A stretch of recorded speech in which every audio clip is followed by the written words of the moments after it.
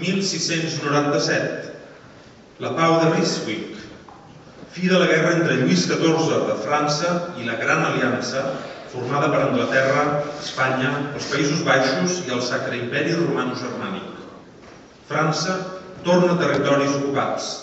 La Lorena, Alemanya, Catalunya i Flandes, Espanya. I reconeix com a sobirà el príncep Guillem d'Orange, com a rei Guillem III d'Anglaterra i segon d'Escòcia.